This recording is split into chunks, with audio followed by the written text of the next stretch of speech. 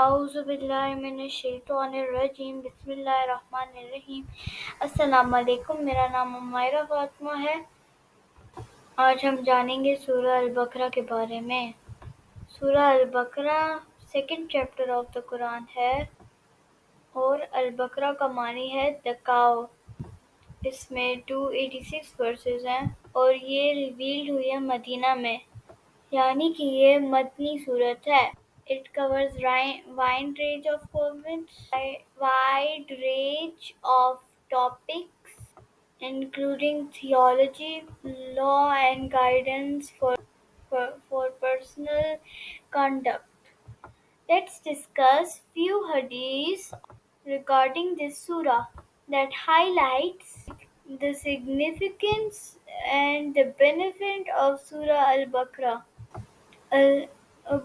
Abu Huraira, may Allah be pleased with him, reported that the Messenger of Allah, peace be upon him, said, "Do not turn your houses into graves.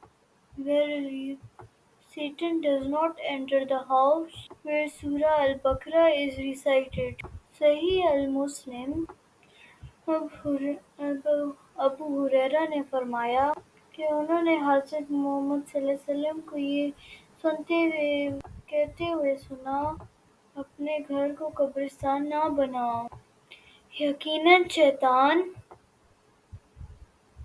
اس گھر میں داخل نہیں ہو سکتا جہاں سورہ البقرہ پڑھی جاتی ہے۔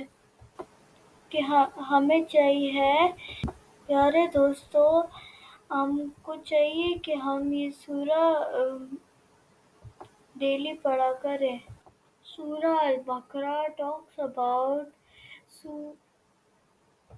faith and belief. It emphasizes the importance of faith in Allah, the afterlife, and the guidance sent to through prophets. یہ ہمیں اللہ تعالیٰ کی اہمیت، اللہ پر ایمان کی اہمیت، مرنے کے بعد کی زندگی اور پروفٹس کے ذریعے جو ہدایت ملی ہے اس کے بارے میں بتاتی ہے۔ It talks about law and ethics. The surah provides various legal rulings and ethical guidelines on matters such as prayer, fasting, charity and marriage.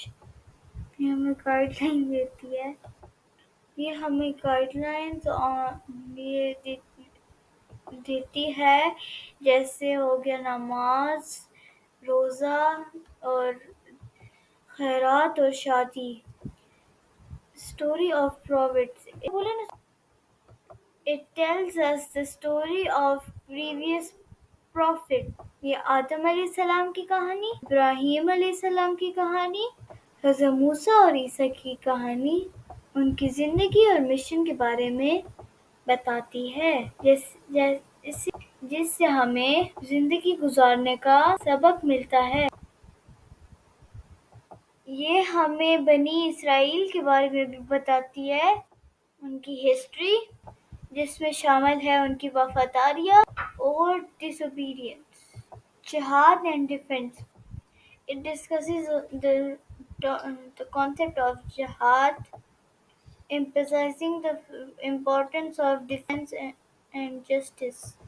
جہاد کا مطلب ہے جہاد، جہاد کا مطلب ہے کوشش کرنا۔ اسلام ہمیں کوشش کرنے کا حکم دیتا ہے اور انصاف کرنے کا بھی حکم دیتا ہے۔ کسی بھی معاملے سے ذاتی بچنا چاہیے۔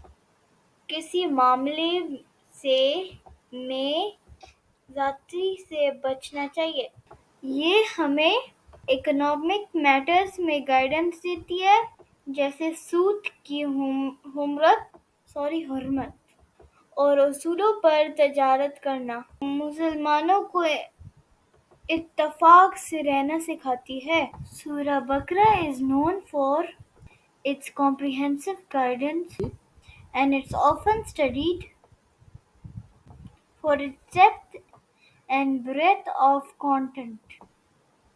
The last two verses of Surah Al-Baqarah,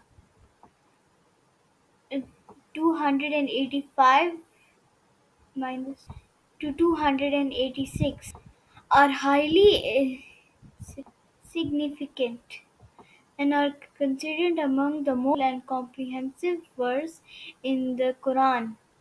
They are often recited for protection, blessing and spiritual strength. صحیح المسلم سے ہمیں پتہ چلتا ہے کہ جو شخص سورہ البقرہ کی آخری 2 ورسز رات کو پڑھ کر سوتا ہے تو وہ اس کے لیے کافی ہے۔ اس کا مطلب ہے کہ اس کی حفاظت ہوتی ہے ہر شر سے اور اسے روحانی طاقت ملتی ہے۔ ایک آسمان کا دروازہ کھلا اور حضرت جبرائیل علیہ السلام تشریف لائے۔ حضور صلی اللہ علیہ وسلم سے فرمایا Rejoice in the good news of 2 lights that have been given to you, which have not been given to any prophet before you. Opening of the book Al-Fatiha and the last verses of Surah Al-Baqarah. You will never recite a word from them without being given the blessings they contain. آسمان سے اچھی خبر لایا ہوں کہ آپ کو 2 روشنی ملی ہے، ایک سورہ فاتحہ اور ایک سورہ البقرہ۔ جو ان دونوں کو پڑھے گا وہ کبھی اللہ تعالیٰ کی رحمت سے مایوس نہیں ہوگا، اللہ اسے نوازے گا۔ The last verses emphasizes that Allah does not burden a soul beyond its capacity, providing comfort and reassurance to believers that they will not face trials they cannot bear. It includes a beautiful supplication asking for forgiveness, mercy and assistance in overcoming challenges. اللہ کسی کو بھی اس کی ہمت سے زیادہ تکلیف نہیں دیتے۔ اور اس میں خوبصورت دعائیں ہیں معافی کے لیے، رحم کے لیے اور مدد کے لیے کہ ہم تکلیفوں سے نبرد آسماں ہو جائیں۔ اب میں آپ کو یہ آیات پڑھ کے سناتی ہوں۔ آمن الرسول بما انزل الیہ